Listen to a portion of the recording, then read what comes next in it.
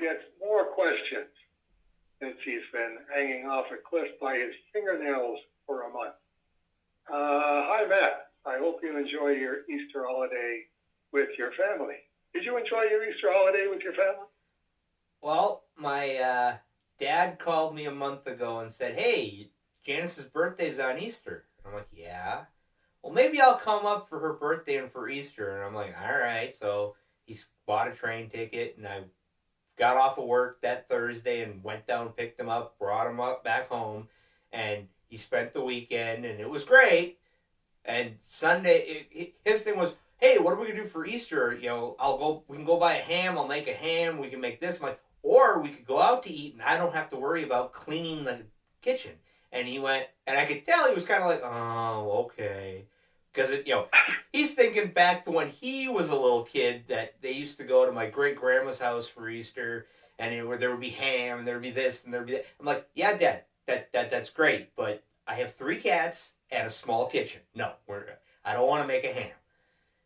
Right. And so we went out. Right. We went out to eat because we asked Janice, "What do you want for your birthday?" She said, "I want to go to this supper club where I had my wedding reception, actually, and because they do a buffet every weekend, and she wants to go there." And okay, and when they're not open on Easter Sunday, it's like, okay, so we found a different buffet, and herding cats trying to get my brother and his family and my nephew's girlfriend, and how many people are there?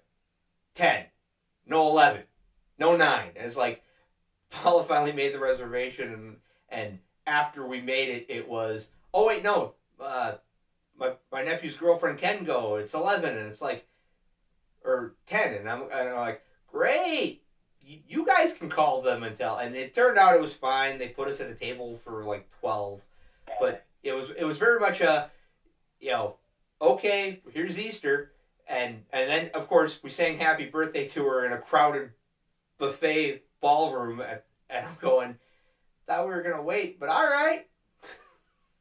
There you go.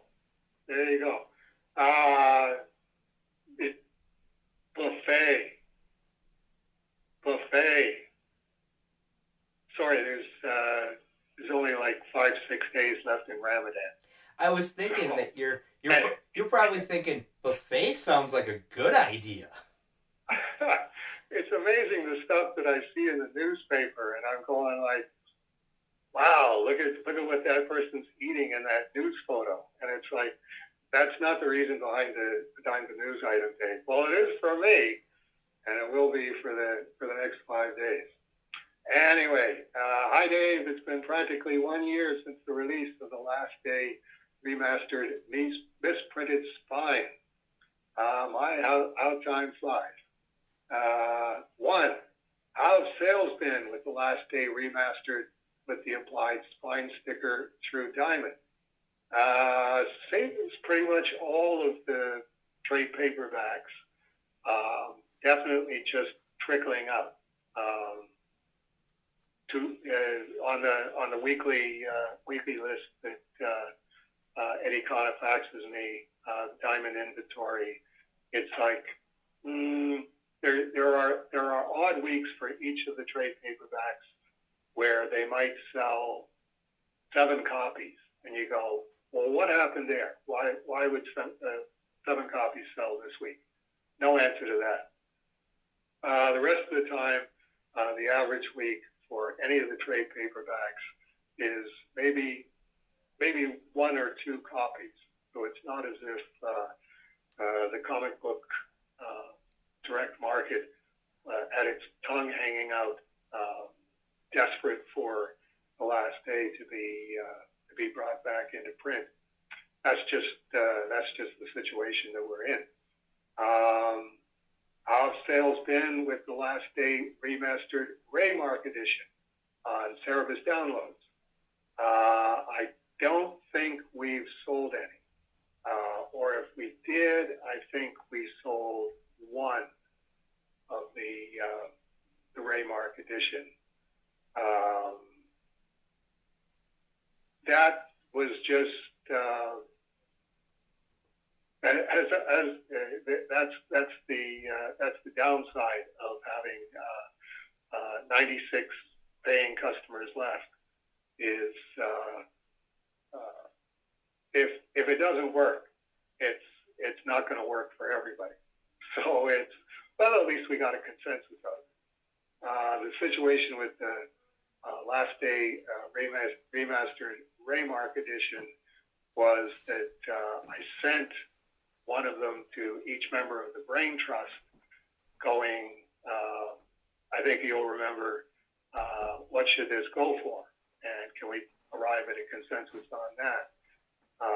If I hadn't done that, I would probably have sold 7 of them. But because I did that, I didn't sell any of them. Number 3, I've seen them being auctioned on heritage auctions. Most have been similar, but the last one seemed a newer design with more orange color. Have you added new ones not available from the catalog? I haven't added new ones. That was the oranges tinge was me going, well, okay, I'm doing these Cerebus heads with the Sharpie silver ink pen, doing the actual head that way, and then inking on top of it. Why don't I try the bronze pen and the gold pen and see what I can do with that in terms of drawing on top of it, which it was a nice effect. I wasn't really happy with the first one that I did on it, which is I think the one that Heritage Auctions auctioned off, and it did go for $100 US without the buyer's premium, so probably $140 US, somewhere around there. It was one of those. This would be a really interesting thing to explore if it had velocity to it. If it was one of those, I just can't keep up with demand at service downloads for these. So this is what I'm going to be doing, every other week or every other Saturday or every third Tuesday or something, and that'll be fun to see.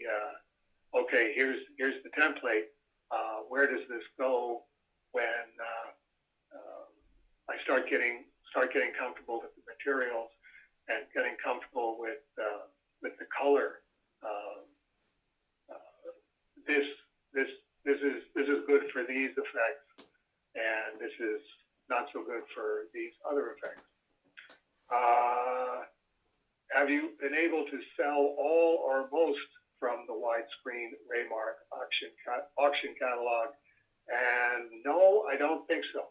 I know where the box is at Camp David, where Rolly keeps them all in one place. That's something that, like I say, I know where they are. It might be a Kickstarter thing for people who haven't seen them. It is, like you say, a year ago, and people do come and go at a moment of service, and we do get new Kickstarter and returning Kickstarter customers. Somebody's apt to see one of them. If I just put one of them up and go, I really want that. So, if it's, well, okay, keep your eye on the Kickstarter, and when it comes up, it's a foot race between you and anybody else that might be interested. It is something that I like doing. It is every time I go downstairs and I see the spray cans there, I think that was just getting interesting as I was producing all of the ones in the catalog of how far away do I hold the spray can in order to get the proper going into the light, into the afterlife effect. How do I goose it up without, really doing a surface that can't be inked on?